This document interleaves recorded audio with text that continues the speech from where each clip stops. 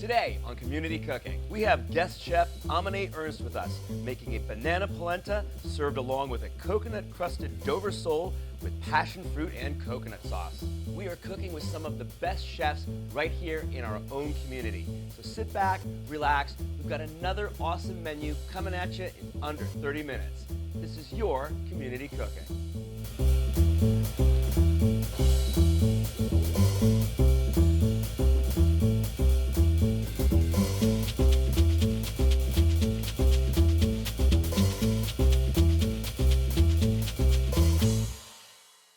Hello and welcome to Community Cooking. I am your host, Kirk Leins.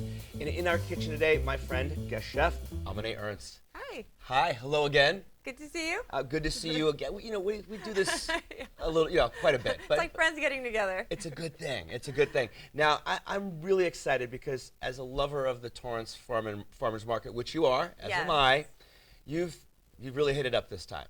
And you've done it for a New Zealand-inspired menu, correct? Yeah. May I ask why New Zealand? How'd that come about? I just came back from an amazing trip there. My brother lives there with his family. So, yeah, we had a lot of great foods. And it's a place where a lot of cultures come together. There's British cooking, and there's Polynesian cooking, and Asian. And the local people, the Maoris, have amazing food, too. So. Yes, and a lot of interesting ingredients and applications here. I know we have a banana polenta. There's two words you don't always often hear together. And then we have a coconut-crusted Dover sole with a passion fruit and coconut sauce. Yeah. But we're going to get started with this polenta. So why don't you start by running us through the ingredients? Okay, so for the polenta, the base of it is cornmeal. Sure. But we're going to start with warming up some milk and honey. And this is wildflower honey from the farmer's market. They have an amazing selection there. So we'll go ahead and... and then, of course, banana. Of course. Banana goes in after we make the polenta. Would it be banana polenta without banana? Yeah. All right. Then we're going to wrap it all up in a banana leaf. Okay, let me ask you, where did you get the banana leaves? Okay, so I happen to have a banana tree in my backyard. That helps. But I think you could get them at Asian markets and even some South American markets. Yes, I've found them in both. I've found them Thai markets. Yes. We'll typically always have them, sometimes even in the freezer section. Oh, that's good Yep, to know. And then also South American markets, Okay. right? So, okay, good to know. So let's get started here. Where do we begin? Okay, so we're going to warm up our pan. With milk and honey. With milk, the land and, of milk honey. and honey. Yeah, so I'm going to only pour in about a 1/4 cup of the milk. Okay, and that is just whole milk? Yeah, I'm using whole milk. Okay. And then I've got about 2 tablespoons of honey.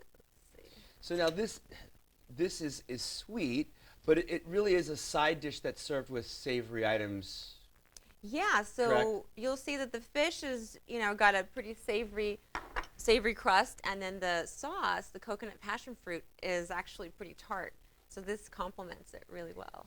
All right, but and at the same time, though, we could probably make a few adjustments here and maybe sweeten it up even a little, or add some raisins or something, and you could turn this into breakfast. You could. Right? Oh, yeah, or definitely. Or dessert. Or dessert. You definitely could. And I think some people see it as a dessert. I don't know if you've had, like, Mexican tamales. Absolutely. Sometimes there's a little packaged tamale next to it with, like, masa and pineapple. Yes. So it kind of... it goes with it. The sweet, the pineapple and raisin tamales, sure. Or even like a lot of times they'll do the sweet corn cakes. That's right, yeah. Delicious. So I'm going on like medium heat now and just warming up, mixing the milk with the honey. And with the cornmeal, you want to go kind of slow. Because you don't want that to clump up, correct? Right. That's sort of real important. That goes in a little at a time. And what is your ratio that you're using cornmeal to liquid here? Okay, so I have a 1/4 cup of milk and a 1/2 cup of cornmeal. Okay, so it's going to be 2 to 1. Yeah, it's 2 to 1. I'm using fine cornmeal here. You could use medium. I tried using the coarse, and it was a little gritty. So I don't recommend the coarse. Okay. Yeah, or maybe you just need to cook that longer. And then with our banana here, how does that get used? Okay, so we're going to just peel and mash it. If you could give that. Would you like me to do that while you? Yeah, that'd be great. Great. All right. And just a pretty rough mash. Use. Okay. Not baby food, but, Right on. Okay. Here we go. And probably a good application if you have some bananas that are sort of maybe a little long in the tooth. Yeah. Right? Oh, absolutely. You can put in like, pretty dark, the dark ones that the kids won't eat anymore. Sure. It's all going into polenta. And that'll be actually a little sweeter. Right, right. Because I know when you make banana bread, you kind of use you let them get real dark. Right, right. Actually, what I'll do a lot of times is if I've got bananas that have gotten past the time where, are we good like that? That's great. Great. So if we've got bananas that have gone past where we want to eat them, I'll let them go even further, and then I will bag them up and freeze them. Oh, that's great. Freeze them really dark, and then that way, when you want to make it, it's because I don't know about you, but sometimes planning to make banana bread's not the easiest thing. That's true. You plan it for a night, and then it doesn't turn out to be a great night to make it. And you're like, oh gosh, now I'm stuck. Or it's like, gosh, I wish I would have had brown bananas because tonight would be the night to do it. So this is sort of the best of both worlds. Yeah, and they're great for smoothies too if you have them frozen. Yeah, absolutely. So that would take about 5 minutes to do, and what we would end up with would be this kind of a polenta. Okay. Kind of a thicker cornmeal. Very thick. So I'm just going to mix the bananas into there. Yeah, because typically when you're making polenta, it's a lot more of a liquid to cornmeal ratio. You were sort of you were sort of the other way around on it. Right. I'm just going to mash it in there nicely. And a lot of Central American countries, instead of using corn husk for tamales, they'll actually use banana leaves. Even in Mexico, the Oaxacan style. Oh, okay. And I got to tell you, all right, treading lightly here, because I love tamales. And, there is nothing like a really good tamale. That's true, yeah. But there's something about it when you wrap that masa in the banana leaf. Oh, yeah. It's a completely different texture. And the aroma that comes from the... And I got to tell you, I do really like it. Which one I like better, I don't know if I'm prepared to say that on camera, but it's really good. I'm just going to switch to a spoon here. Okay. And then we'll go ahead and get ready to wrap some of these. Okay. Oh, I thought we were going to actually wrap. We are. Do you know a good one? I wasn't prepared to do it. Yeah, it's a freestyle today. Okay, so I've got this nice banana leaf.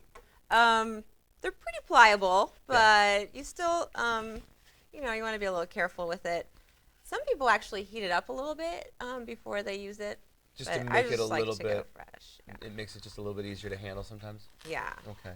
So I'm just going to take off the very thick center. Right. We don't need this big stalk right there. Can I get this out of your way, or do you need both? I'll just go ahead and do both. Ah, okay.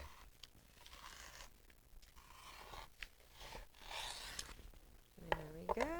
Right. We can get that out of the way. That's for me to take home. Beautiful. Okay, and then for wrapping them, you're like, if you want, probably want about that much. So I'll just kind of go with the grain of the banana leaf. Okay, so about 7, 8 inches there. Yeah. Right? Okay. Yeah. All right.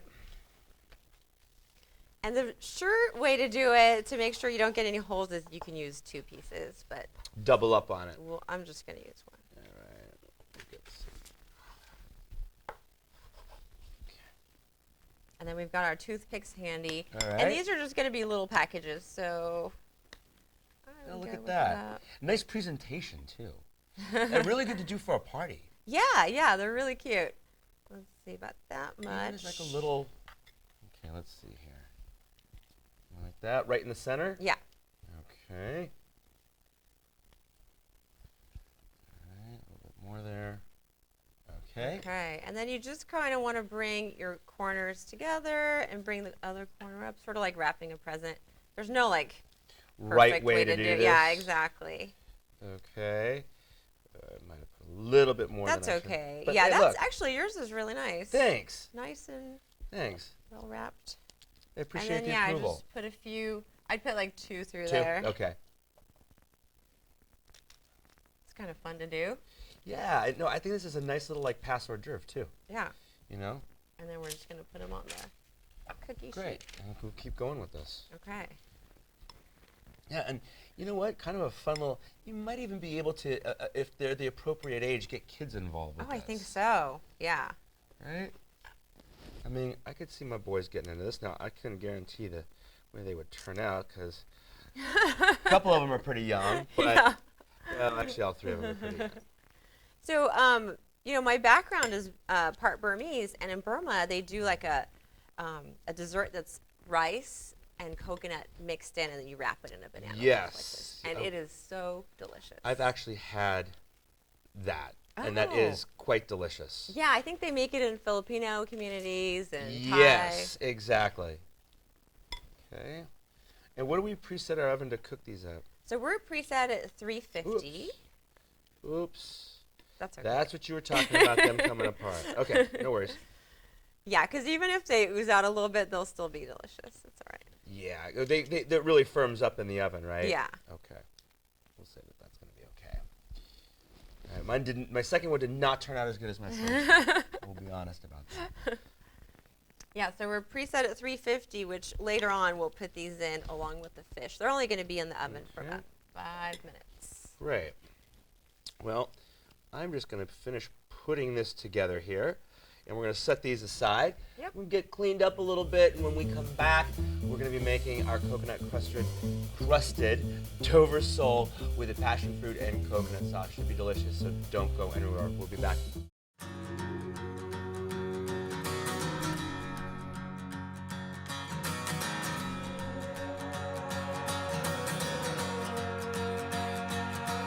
Get up, I know you found a way. Head up, look through those clouds of gray. Now it's our turn. Go to ourturntohelp.org and donate what you can. Hope is on the way. Welcome back to Community Cooking. I'm here with Amane Ernst, and we are making a New Zealand-inspired meal here. Yeah. A very farmer's market, fresh New Zealand-inspired meal. Now, we've already made our banana polenta, and that's sort of just kind of hanging out here, waiting to go in the oven.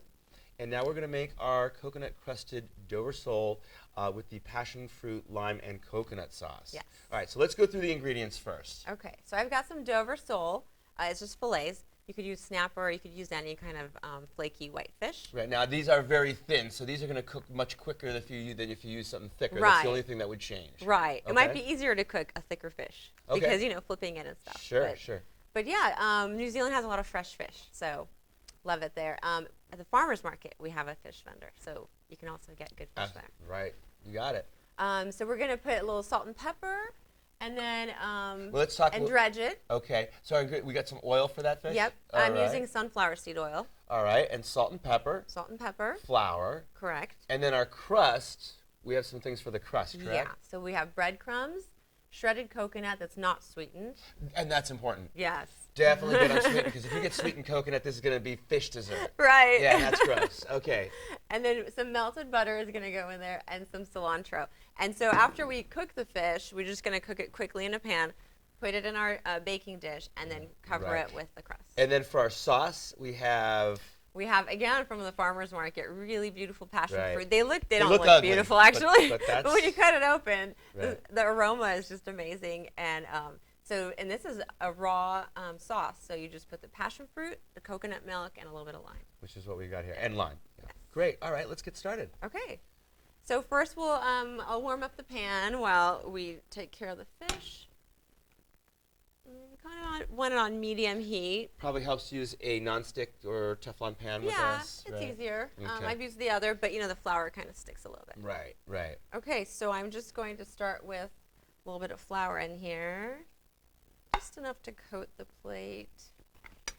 And then I like to season the fish separately and also put a little bit in here. So Yeah, I mean, this comes down to sort of the season every layer of your food thing. yeah. It's true. It really is true. I'm a big believer in that, because doing otherwise, sort of, something comes up missing always. You know what I mean?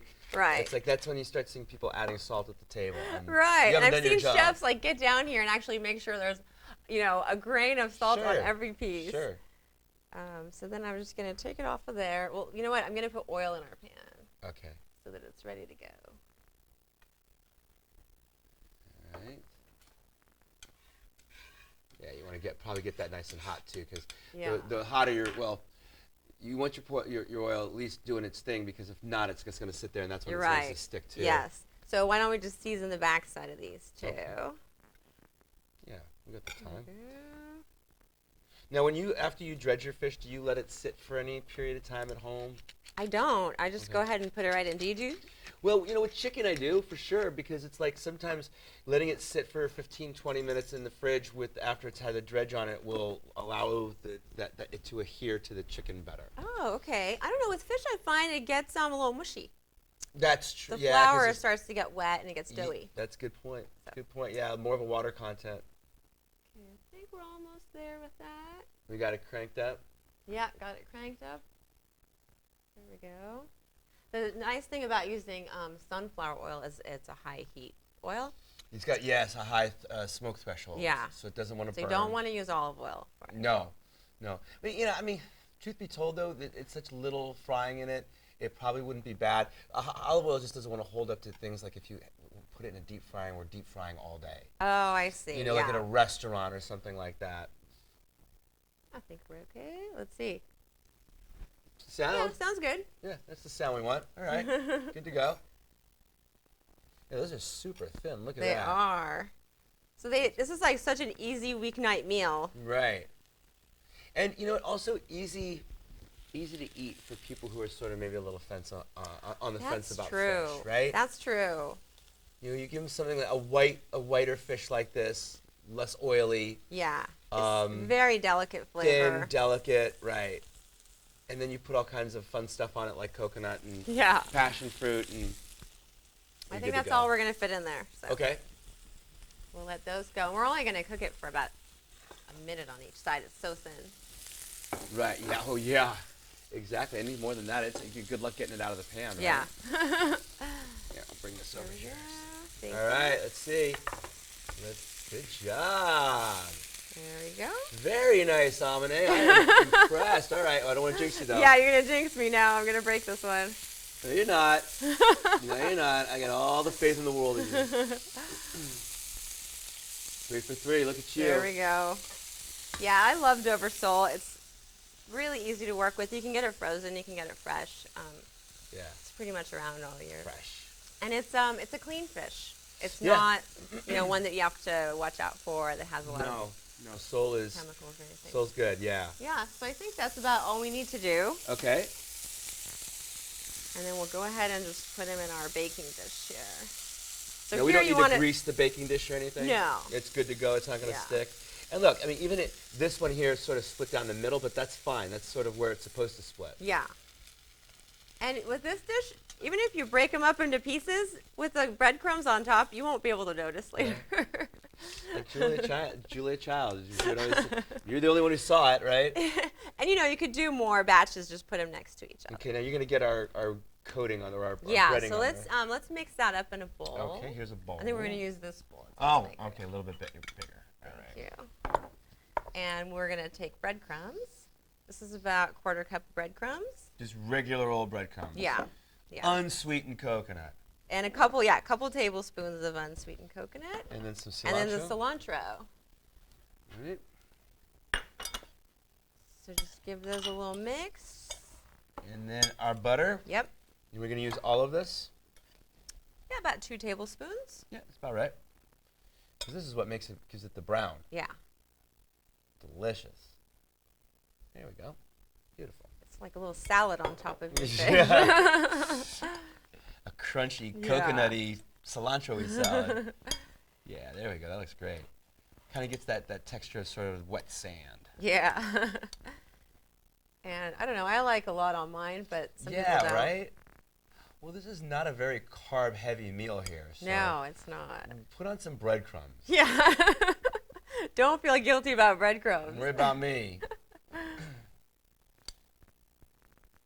we go. Great. It's pretty. Yeah. And usually you don't bake with cilantro, but it's only baking for a few minutes. You still will have that nice And fresh. what did you say that was on again? 350. 350, okay. Yeah. Great. So I'm going to get these in the oven. Okay. Let's start on our sauce. You've got your passion fruit and your limes right here. Yeah, we're going to use passion fruit. We'll go with that first because that'll, depending on how much passion fruit you get out of each one. Right, because that's always a little... You never know. Sometimes there's only a drop and sometimes the whole thing is full. Our fish and our banana polenta are going in. So I'm going to do that. And you can kind of tell when you give them a shake if they're pretty juicy inside or not. Yeah. Sort of rattle around a little bit. Yeah. Okay. That is in. Time for our sauce. Okay, we'll go with this one. I think this is gonna All pretty juicy. A little leathery though, skids. Just put that anywhere on there. Not bad. That's like No. medium. No. We got spoons down below. Yeah. Oh my God, that smells so good. Oh man. Isn't that just a fantastic smell? You know what it is? It smells like vacation. Yeah, it takes you to the tropics. It really smells like vacation. Yeah. So the awesome thing about New Zealand was like you just find like pastries with passion fruit, cheesecake with passion fruit on it, and all you do is just pour some of this on top. Okay. How much of that do we delicious. need? You know, I would go with one more. One more. Go for it. Yeah, let's see how much we get out of this one. Because you're not dousing this in sauce. This is just a little. No. And it's also getting still a little bit more liquid added to it. Okay, let's see what we get out of this one. See, this one you hardly get any. Yeah. So maybe the message here is when you're buying it, overbuy a little bit. Yeah. Overbuy. Yeah. And that way you're not gonna come up short. And if you've got a Right. little bit extra, you'll figure out a way to use it. Throw it in a smoothie. Yeah. Now, a little of this goes a long way too. it does. And the other thing I learned in New Zealand is I used to sit there and like put it through a sieve. No. And no, the seeds are great. They're Yeah. a little crunchy, Yeah. and they just keep the seeds in. So Okay. that's what we're gonna do here. Cut a lime for you. Yeah, if you could cut a lime. All right. And you're gonna Give have, me this and side. that's just, is that cream or half and half? This is actually coconut milk. Oh, coconut milk. That's Yeah, right. We and said it's that not at the time. light coconut milk. It's like the, the Is whole. it sweetened or unsweetened? No, just straight coconut milk. Okay, so From a unsweetened can. whole coconut milk. Yeah. Okay, there's a Yeah. little bit of lime in there for you. There we go. I think I'll just pour in. You want about a 2-to-1 ratio, 2 on the passion fruit. God, it smells so good with the lime. Yeah. Look at that. Let's just give that a stir. And like you see said, if this is a raw sauce. Yeah. So we're just gonna mix this up and we're good to go. It's such a fresh flavor too. Yeah. Oh, look at that's that color. I'm gonna let her finish up with that. I'm gonna do some cleaning. When we come back, our food's coming out of the oven and I get to eat.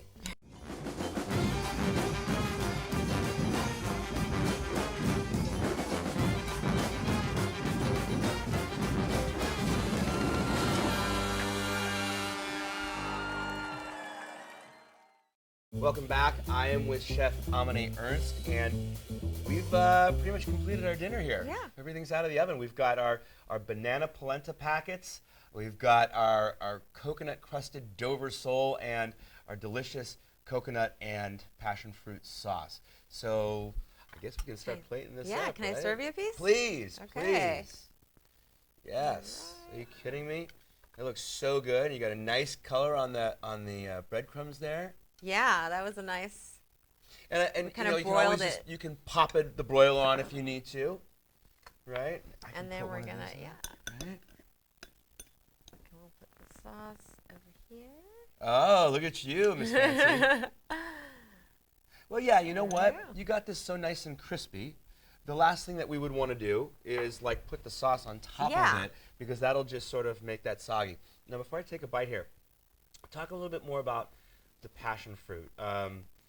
It's funny because one thing I think it is so weird when you pick it up, it almost kind of doesn't feel like there's a lot in it. Yeah. But what I've noticed is when you hold it up in relation with another one, there's sort of like a wait for its size thing. Definitely, yeah. And a lot of times with vegetables, with produce in general, they always say pick something heavy for its size, like an artichoke. And once you start picking up artichokes and feeling it, you'll sort of get what that means, that for its size, it's heavy. Yeah. And then when you give it a little, Yeah. you can hear the inside. When it's dried up like this, like when I bought it, it's Because sometimes they're not always dried not, up like this. Yeah, it's not dimpled at all. Right. And then you can keep it for weeks if you want to. And as it dries up more, the juices and the seeds inside kind of separate from the inside of it. Right. And so when you give it a shake, you can actually feel them You moving can actually around. hear it. Great. All right, there you go. There's your passion fruit. And there's buying lots of tips. varieties of passion fruit. Right. The yellow ones, and this is the purple one. Right. Okay, let's do this. I'm going to start actually with the polenta. Okay. All right, I'm saving the fish for last. This is so nice. It just opens right up. Look at that. Yeah. Beautiful. And you don't even have to do dishes with this banana leaf. Yeah. Okay. And you can kind of smell the banana leaf has its own aroma. That is really yummy. Oh, good. Yeah, that's really yummy. Wow. You know, what a nice little like sort of way to get a sweet carb in with this meal. That is really good.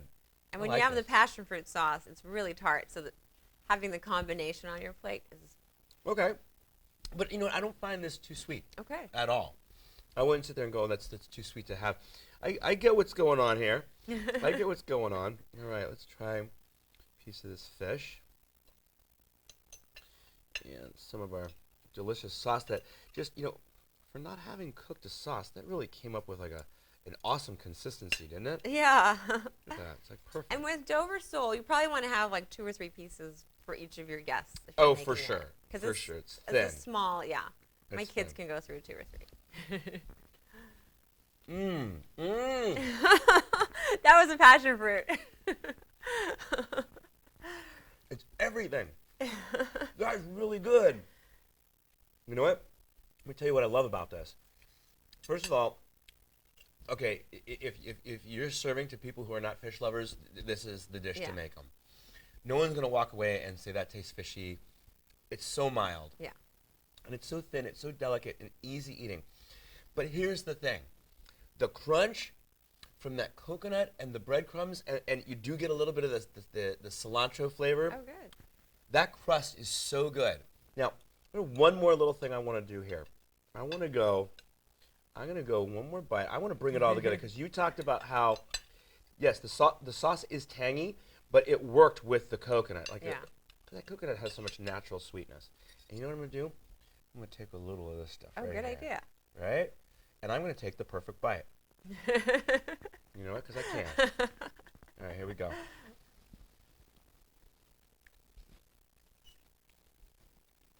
That is great. Oh, good. I'm glad you like it. That is great. Wow. You make this for your family? Yeah. They've had it quite a few times. I can't say that I blame them. That is really, really delicious. And a pretty easy weeknight meal. Very easy. Yeah. Start to finish here. Yeah. I mean, you know, this did not take more than, like, what, 7 minutes at the most? The fish, that went quick. Sauce, don't even have to cook it. Yeah, I think as long as you have your ingredients on hand, find your banana leaves, and you're good to go. Right. That's going to be the hardest part here is finding the banana leaves. Or you can just, like, move next to Amine and come over, knock on the door, and say, can I borrow, like, 3 banana leaves? We're making that fish that you made on Community Cooking. Yeah, that's really, really good. And healthy, super healthy, and not... I mean, not going to cost you a ton of dough either. No. Yeah, it's really Amine, you did it again. Thank you so much for being here. Thanks for having me. Well, you know, on behalf of myself, Amine, the crew here at Community Cooking, thank you so much for joining us. And it really does show you that some of the best chefs are right here in our own community. Thanks for watching. We'll see you soon. Really good.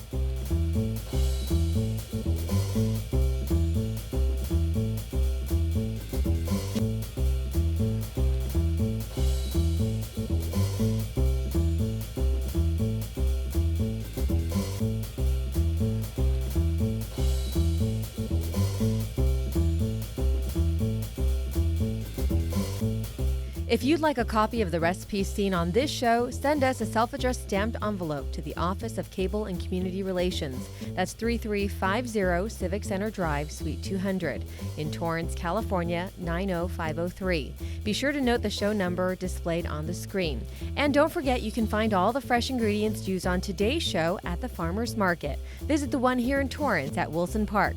That's located at 2200 Crenshaw Boulevard. They're open every Tuesday and Saturday from 8 a.m. until 1 p.m., rain or shine. And if you'd like to be a guest on our show, email us at communitycooking@torranceca.gov and check us out online at youtube.com/TorranceCitiCABLE and like us on Facebook at Community Cooking TV.